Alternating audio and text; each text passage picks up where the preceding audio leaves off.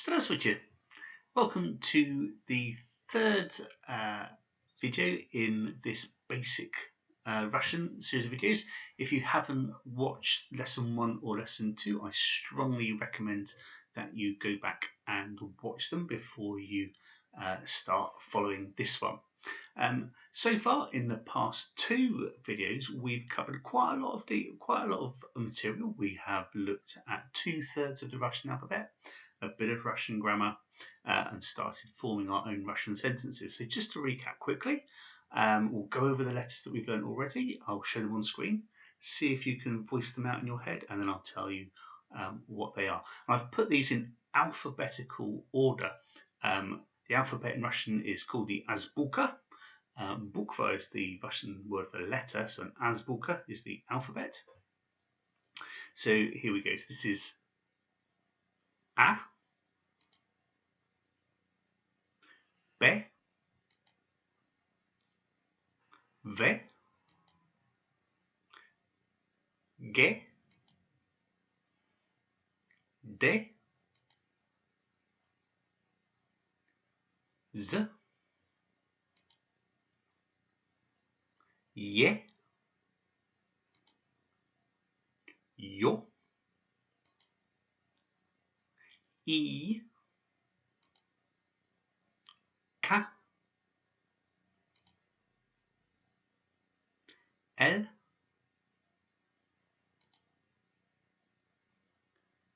M, N,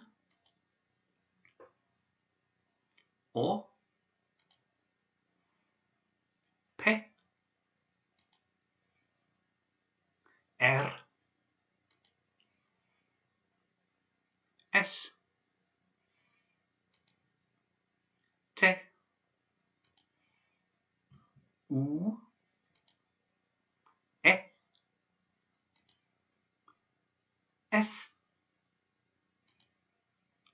H. And we've also, you should understand these words as well. So I'll read them to you in Russian and then tell you what they mean in English. But try and I'll leave a little pause so that you try and think about it and see if you can get it right before I say it. So the first one is kot, which means cat. Tam, which means over there. Most, which means bridge. Tut, which means right here. What, which means here is, like voila in French. Karta, which means map. And Moskva, which means Moscow. Da, which means yes. Dom, which means house. Lampa, which means lamp. Eta, which means this is. Slova, which means word. Stool, which means chair. Stol, which means table. Brat, which means brother. Gazeta, which means newspaper. Plan, which means a plan. Frasa, which means a phrase. Leningrad, which is Leningrad, which is what St. Petersburg used to be called in the time of the Soviet Union. Chor, which means, it's not what you're thinking, it's a choir. Miod, honey. So there's some key vocabulary you should have picked up over the last couple of lessons. And it's great to keep going back over these words and over this vocabulary, but only by repetition, going back over it, are you ever going to put it into your long-term memory and remember it for a long time. And we've also come across these sentences and how to ask questions as well. So remember, to ask a sentence, we just change the intonation in our voice. So we say, "Это мёд?" Is this honey? "Да, это мёд." Yes, this is honey. So what we're going to go on to now is to look at the last 10 Russian characters. Now, most of these are similar to the ones we learned last time, where they are usually digraphs in English. So this is where in English we have a sound like ch that is made up of 2 characters in English because we borrowed our alphabet from the Latin, from the Romans, the Latin alphabet, and it doesn't quite fit with the language that we speak. So we have to use that alphabet to represent sounds. So that's why C and H represent the sound ch. But because Russian was designed especially for Russian by St. Cyril, that in Russian you have special characters for these sounds, where in English you quite often have 2 and sometimes 3 characters. Okay, so this character here I think is a beautifully formed character. It's one of my favourite characters, and this symbol represents the sound zh.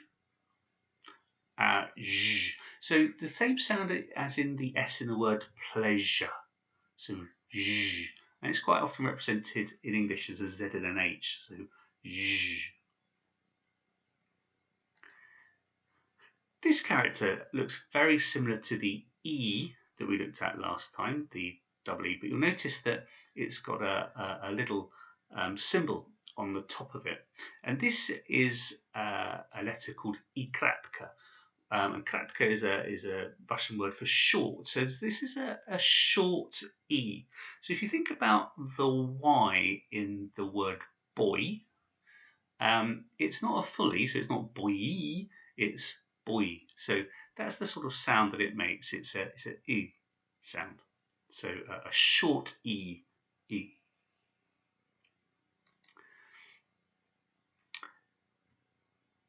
The sound of this letter should be very familiar to you because it's a t,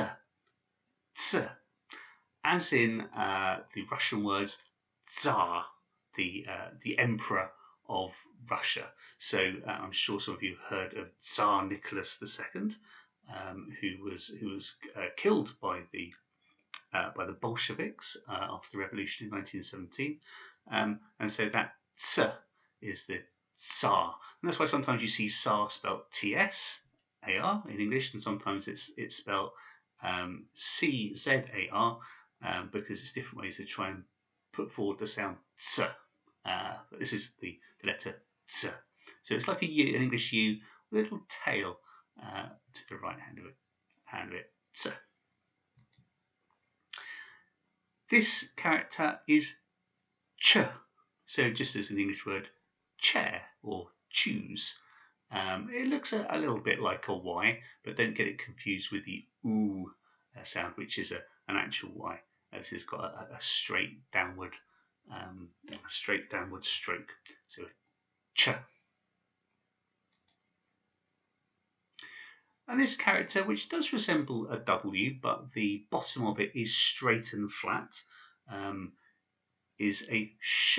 When you write it, you can round the bottoms, more like an English W, but when it's printed, it has a straight bottom. So this is sh, as in shark, so the SH in English.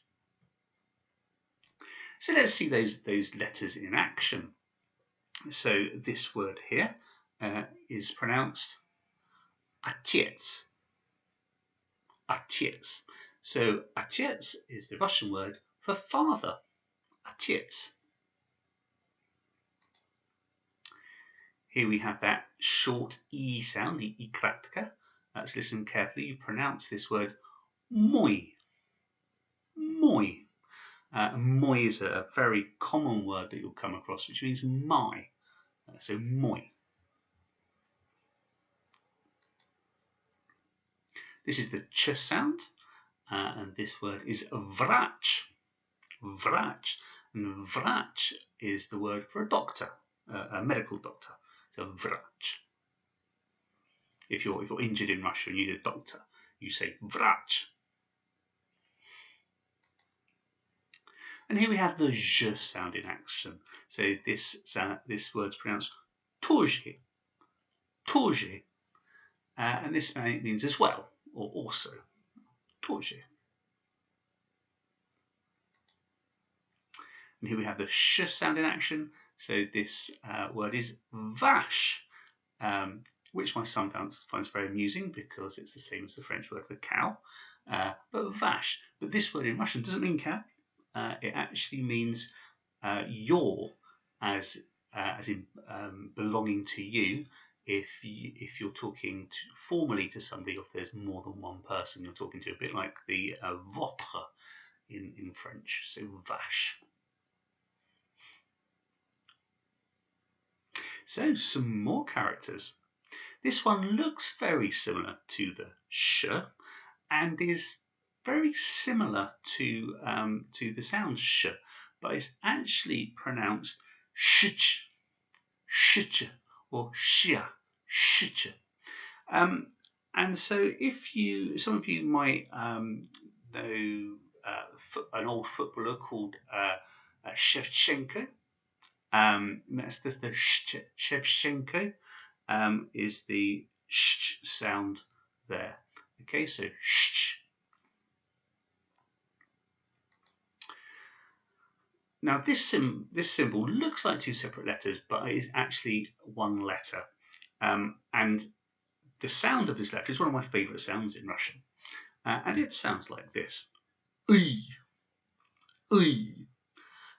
So it's like an oi, but your tongue, you almost try and swallow it. You try and get your tongue to go rapidly backwards down your throat as you say oi. So it's like oi, oi, a bit as if you're saying oi, oi, oi, oi.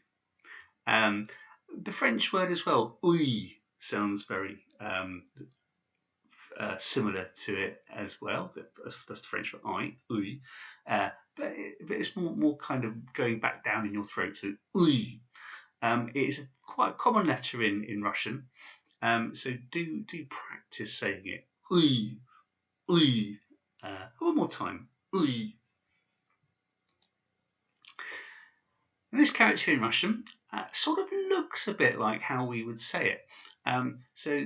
The sound is you.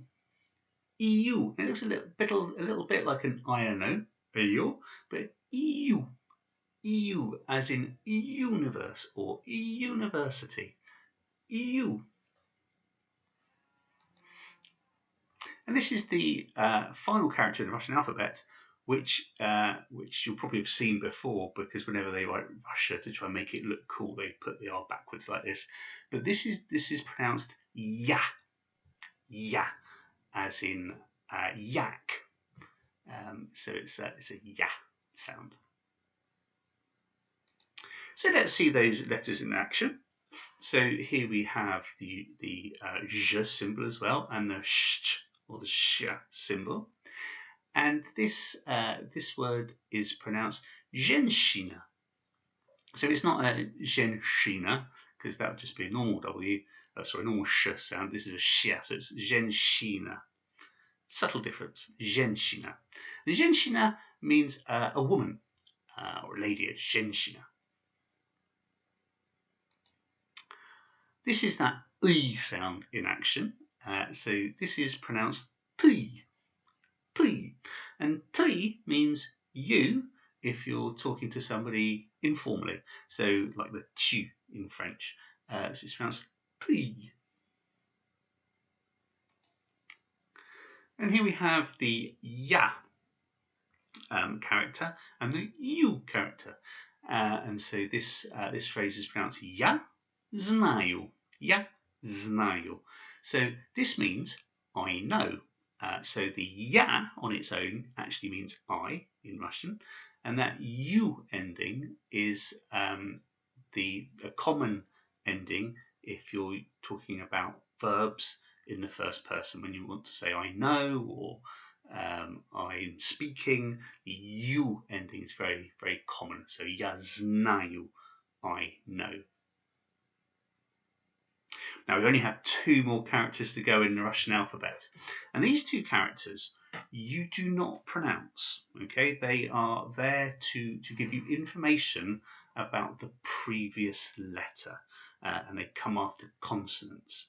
So this character in Russian is called a mieky znak. Now mieky znak, the word mieky means soft, and znak is the Russian for a sign. So this is the soft sign. And if you see this character after a consonant, it means that when you pronounce that consonant, you soften it. So you don't give a hard sound, you soften it and make that letter sound softer when you pronounce it. And this looks very similar, but with that little tail almost at the top, is the tvrdy znak, or the hard sign. And this, if you see it, is very rarely used in Russian words. But when you do see it, what it means is it hardens the consonant that it follows. Okay, so the mieky znak and the tvrdy znak. It's easy for me to say. And let's see those 2 in action because they are quite complex. So this word is pronounced mat. It's not pronounced mat. It's got a soft sign, so it's mat. So mat, the soft T at the end, mat. And mat, the word mat, means mother. Sometimes Russians say mama as well, but the more formal way of saying mother is mat. And this word is one of the few words in Russian that uses a hard sign. So this is object. So it's not object, it's object. So that b is really sort of hardened by that hard sign. Object. That's the word that means an object or an objective. So object.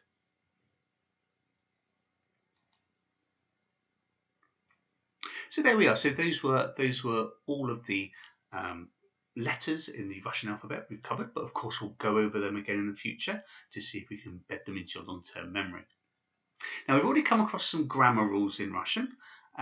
So we've already come across the grammar rule that there's no verb to be in the present tense in Russian. So if you want to say I'm a professor, you just say I professor. So я профессор. We've seen that there's no article in Russian, so you don't say a cat or the cat, you just say кот. And we've seen that when you want to ask a question, you don't need to use any extra phrases or change any word order. You just put a question mark at the end of the sentence and you change your intonation when you say the phrase. But we're now going to get on with a bit more serious grammar now, because we're going to talk about the gender of nouns. So I hope that in watching this you already have an interest in language and you have already studied a language that isn't English. So hopefully this isn't new territory for you.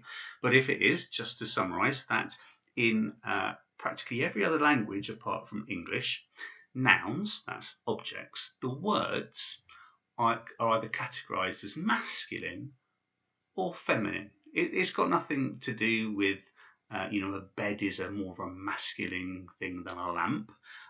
It's just the way that the grammar has developed over the years. So in Russian, as in many other languages, not only do you have masculine and feminine, you also have neuter words.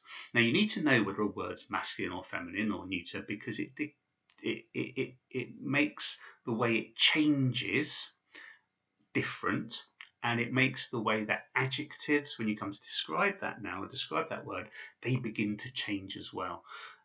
So lots of wonderful meaty grammar to come in the future. But just for now, just know that in Russian you have some nouns, words for objects, some nouns that are masculine, some that are feminine, and some that are neuter. Now in French, this is really quite difficult because there's really no rhyme or reason why one word's masculine, one word's feminine. You just need to learn it.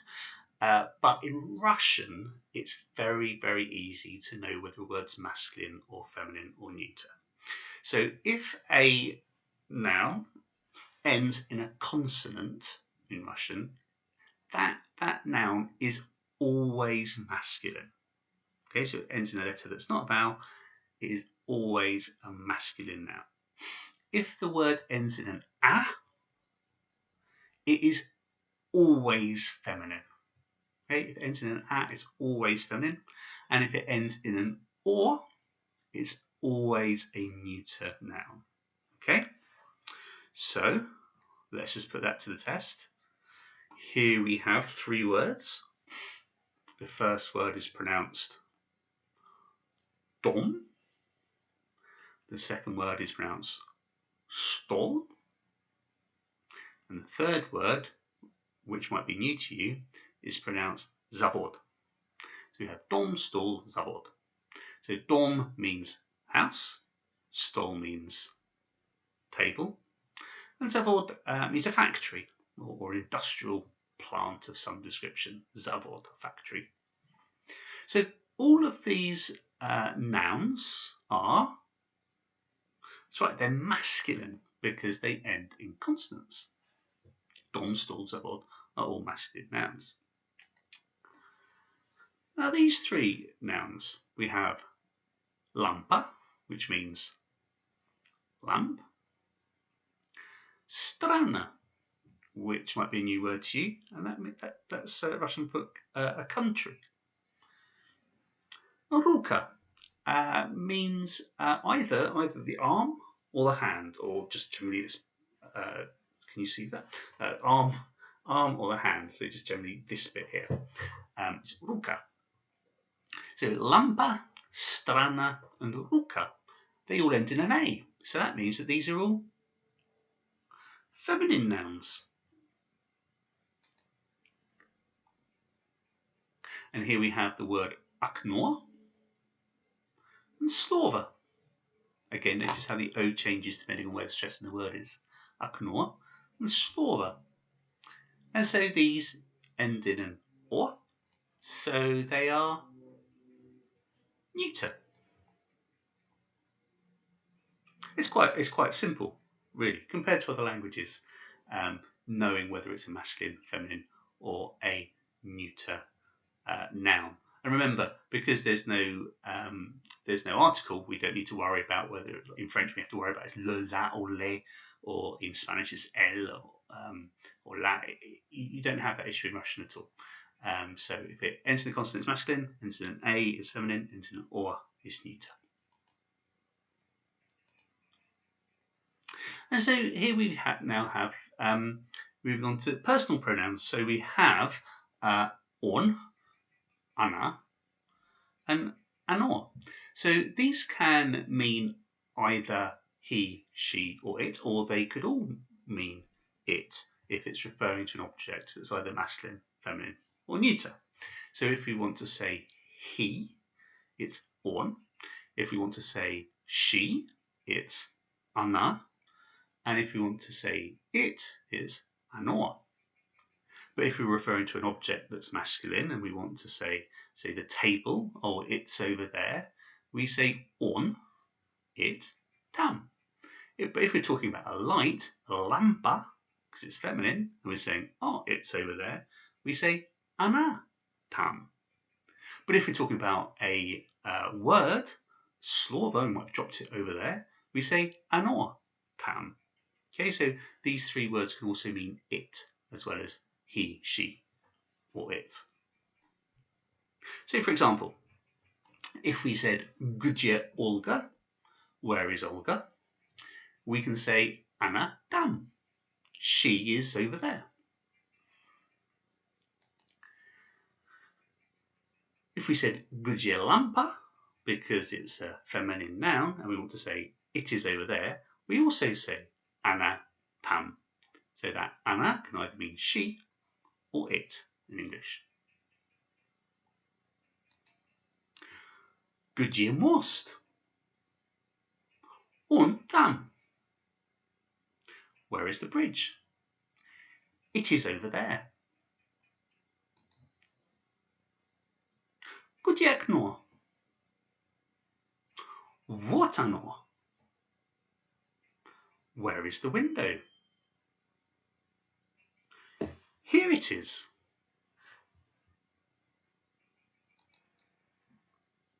So just in your head, can you translate these phrases into Russian? So, where is the brother? Knowing that the Russian word for brother, if you remember, is brat. Great word for brother, isn't it? Brat. So in Russian you'd say Gdzie brat? And if you wanted to say he is over there, you'd say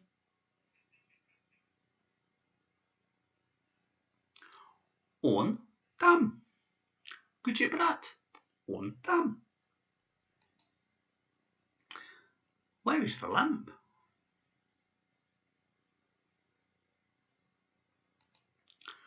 Gdzie lampa? Here it is. Вот она.